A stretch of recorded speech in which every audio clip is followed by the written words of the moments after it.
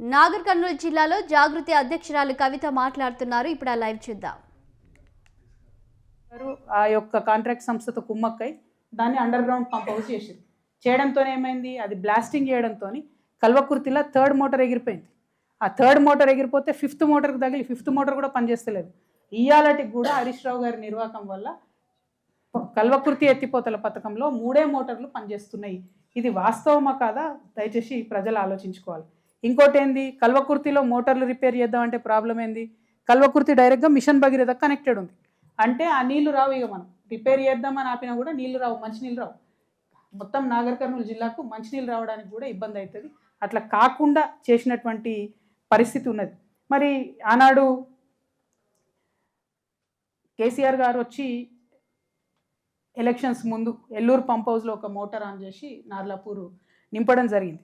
కానీ అప్పటి నుండి అప్పుడెక్కడ పనులు ఆగినాయో ఈ కాంగ్రెస్ గవర్నమెంట్ వచ్చిన 2 ఏళ్లలో ఒక్క తట్ట కూడా మట్టెత్తిపోయలేదు. ఇవాళ నేను ముఖ్యమంత్రి గారి మీద డైరెక్ట్ కరప్షన్ అలిగేషన్ చేస్తాను. ఎందుకంటే ఆయన పెద్ద పెద్ద మాటలు చెప్తారు. మాది ఎడ్యుకేషన్ అండ్ ఇరిగేషన్ అంటారు. నో నో నో నో, మీది డైవర్షన్ అండ్ కరప్షన్ పాలిటిక్స్. ఎందుకోసం చెప్తున్న ఈ మాట, నిన్న నిలబడి కేసీఆర్ గారి మీద మొత్తం ప్రతిపక్షాల మీద ఆయన చెంగడ పింగడ దుంకిండు ఆ స్పీచ్లో. మాట్లాడుకుంటే ఏమంటారు, నేను పాలమూరు రంగారెడ్డికి 4,300 కోట్లు ఇచ్చిన అన్నారు. ఏడ ఇచ్చారు 4,300 కోట్లు? ఇస్తే ఒక తట్టెడు మట్టి ఎత్తిపోయాలి కదా. ఏమి ఇయ్యలే. నారాయణపేట కొడంగల్ స్కీమ్కి ఒక 1000 కోట్లు మెగా కృష్ణారెడ్డి గారికి, 1000 కోట్లు పొంగులేటి శ్రీనివాసరెడ్డి గారికి అడ్వాన్స్లు ఇచ్చారు. ఈ అడ్వాన్స్ కల్చర్ బీఆర్ఎస్లో లేకుండే, కాంగ్రెస్ వచ్చినాక మళ్ళీ తీసుకొచ్చింది. అడ్వాన్స్ ఇచ్చిండ్రు నారాయణపేట కొడంగల్లో. మరి పని చేసిరా? చేయలే. ఇప్పటి వరకు కూడా ల్యాండ్ అక్విజిషన్ మాత్రమే అవుతూ ఉన్నది. అంటే సీఎం గారు కరప్షన్ అండ్ డైవర్షన్ తన పాలసీగా పనిచేస్తున్నారు. మీ జిల్లాలో, మీ సొంత జిల్లాలో కూడా ఇంకా కొంచెం పనిచేస్తే అయిపోయేటటువంటి ఈ ప్రాజెక్టుకు మీరు నీళ్ళు ఇవ్వలేకపోవడం అన్నది 100% కాంగ్రెస్ పార్టీ ఫెయిల్యూరు, రేవంత్ రెడ్డి గారి ఫెయిల్యూర్ అని చెప్పక తప్పనటువంటి పరిస్థితి. అదేవిధంగా మన ఏపీ జలదోపిడి చాలదన్నట్టు కర్ణాటక ఏం చేసింది, ఆల్మట్టిలో ఎత్తు పెంచింది. అయినా సరే అక్కడ కాంగ్రెస్ గవర్నమెంటే ఉంటుంది, ఇక్కడ కాంగ్రెస్ గవర్నమెంటే ఉంటుంది. ఒక్క మాట మాట్లాడాడు మన ముఖ్యమంత్రి గారు, తెలంగాణ హక్కుల గురించి మీరు మట్టి హైట్ ఎట్లా పెంచుతారు అన్న మాట మాట్లాడారు. అక్కడ అప్పర్ భద్రాలో ప్రాజెక్టులు అయితే మనకు కృష్ణాలో నీళ్ళు రావు. అందుకే అంటున్నా నేను పదే జూరాలనే మనకు సోర్సు.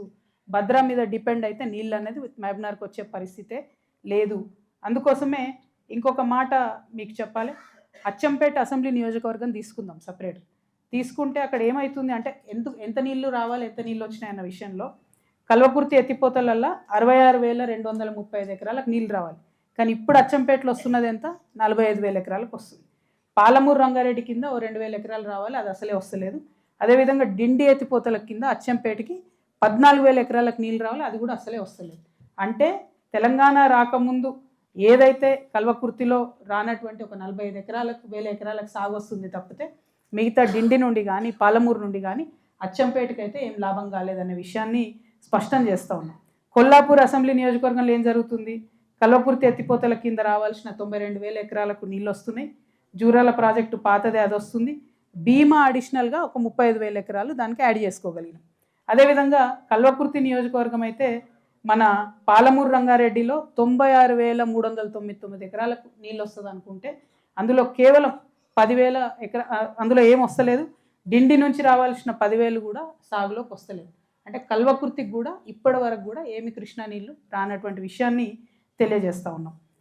కల్వకుర్తి లిఫ్ట్ రిపేర్ అయినాక మాత్రం ఒక 40,000 ఎకరాలకు వస్తుంది. 70,000 బదులు 40,000 ఎకరాలకు వస్తుంది. ఇదే మన నాగర్ కర్నూలులో చూసుకుంటే పాలమూరు రంగారెడ్డి నుంచి 71,433 ఎకరాలకు నీళ్ళు రావాలి. అది మాత్రం ఇంతవరకు ఒక చుక్క కూడా నీళ్ళు వస్తలేదు. సో ఇట్లా ఒక్కొక్కటి చూసుకుంటూ పోతే రైల్వే రాలేదు, మంచినీళ్ళు సాగునీరు రాలేదు. అదేవిధంగా నాగర్ కర్నూలు పట్టణంలో మౌలిక వసతులకు సంబంధించి చూసుకుంటే చిన్న వాన పడితే చాలా రోడ్లన్నీ పాడవుతున్నాయని చెప్తా ఉన్నారు. నేనైతే చూడలేదు ఎప్పుడు నాగర్ కర్నూలు టౌన్లో. అట్లానే పట్టణంలో రింగ్ రోడ్ ఫినిష్ కాక ఏండ్లకేండ్లు పెండింగ్ ఉండడంతో చాలా ఇబ్బంది అవుతున్నదని చెప్పినారు. అట్లానే అమరాబాద్ అచ్చంపేట ప్రాంతాల్లో గిరిజన తాండాలు చెంచుగూడాలు ఇప్పటికి కూడా అభివృద్ధికి ఆమడ దూరంలోనే ఉన్నాయని చెప్పక తప్పదు. ఇక దుందుబి నది ఉన్నది, దాంట్లో ఇసుక దోపిడీ యథాతథంగా సాగుతుంది. బీఆర్ఎస్లో సాగింది, కాంగ్రెస్లోకి వచ్చినాక అయితే ఇక మరీ భయంకరంగా ముఖ్యమంత్రి గారు ఫోటో వేసుకొని మరీ చేస్తున్నటువంటి పరిస్థితి ఉన్నది. ఈ ఇసుక మాఫియాని, ఇసుక దోపిడీని అరికట్టకపోతే బోర్లు ఎండిపోయే పరిస్థితి ఉంటుంది. వాగంతా కూడా డిస్టర్బ్ అయ్యే పరిస్థితి ఉంటుంది. దీని మీద అధికారులు దృష్టి పెట్టవలసిందిగా నేను కోరుతా ఉన్నాను. ఇవాళ తెలంగాణ జాగృతి జెండా ఎత్తి బయటకి బయలుదేరాల్సినటువంటి అవసరం ఏముంది అనేటటువంటి విషయంలో మీకు కొంత స్పష్టత నేను ఇవ్వదలుచుకున్నాను. ఒకటి, తెలంగాణ రాష్ట్రం వచ్చిన తర్వాత నేను బీఆర్ఎస్ పార్టీలో ఉన్నప్పుడు కూడా ఈ మాట చెప్పినందుకే నా మీద లొల్లి గట్టిగా అయింది. హైదరాబాద్ మహానగరం ఉంటే హైదరాబాద్ మహానగరంలో తలసరి ఆదాయం 10 లక్షలు ఉన్నది దాదాపుగా. ఇప్పుడు కొంత పెరిగింది, 20-30 వేలు, 10 లక్షలు ఉన్నది. అదే హైదరాబాద్ పక్కన ఉన్నటువంటి వికారాబాద్ నాగర్ కర్నూలులో చూస్తే 1,28,000 తలసరి ఆదాయం ఉన్నది. అంటే హైదరాబాద్లో ఉన్న వాళ్ళకు 10 లక్షల ఇన్కము, ఇక్కడ ఉండేటటువంటి వాళ్ళకు 1,28,000 ఇన్కమ్ వస్తే తెలంగాణ వచ్చినాక అది మారాలి కదా, డిస్ట్రిబ్యూషన్ ఆఫ్ వెల్త్ జరగాలి కదా, ప్రతి ఒక్కరికి సమానమైనటువంటి అవకాశాలు రావాలి, సమానమైనటువంటి అభివృద్ధి జరగాలి. ఈ మాట నేను బీఆర్ఎస్ పార్టీలో ఉన్నప్పుడు కూడా చెప్పిన. బీఆర్ఎస్ పార్టీ నుండి నన్ను సస్పెండ్ చేసిన తర్వాత కూడా నేను అదే మాట చెప్తున్నా. అభివృద్ధి సరిసమానంగా జరగాలి, అవకాశాలు సరిసమానంగా రావాలి. అది మహిళలకా పురుషులకా అన్నది కాదు, అది బీసీలకా ఎస్సీలకా అన్నది కాదు, అది మైనారిటీలకా క్రిస్టియన్లకా అన్నది కాదు, ప్రతి ఒక్కరికి అవకాశం రావాలని చెప్పి డిమాండ్ చేస్తూ ఉన్నా. అందుకే సామాజిక తెలంగాణ సాధన కోసం తెలంగాణ జాగృతి కట్టుబడి ఉంది, దానికోసం పనిచేస్తామనేటటువంటి నినాదంతో మేము బయలుదేరడం జరిగింది. అంతకు ముందైనా ఎప్పుడు చూసినా తెలంగాణ జాగృతి సంస్థ పుట్టినప్పటి నుండి ఇప్పటి వరకు కూడా దాదాపు 80-85% మా సంస్థాగతమైనటువంటి బాధ్యతలన్నీ కూడా ఎస్సీ ఎస్టీ బీసీ మైనారిటీ మహిళలకే ఇవ్వడం జరుగుతుంది. ఫ్యూచర్లో కూడా మా ప్రాధాన్యతలు అట్లానే ఉంటాయి.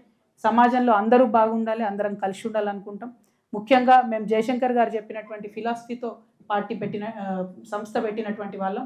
जयशंकर साहब हमें हमेशा एक ही बात बताते थे कि हम जयशंकर साहब उस्मानिया यूनिवर्सिटी में काम करते थे.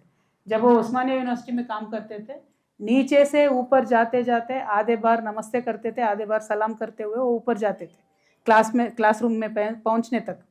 लेकिन आते आते हालत ऐसा हो गया कि माइनॉरिटियों का रिप्रेजेंटेशन, चाहे वो गवर्नमेंट एम्प्लॉयमेंट में होने दीजिए, सियासत में होने दीजिए, या किसी नॉमिनेटेड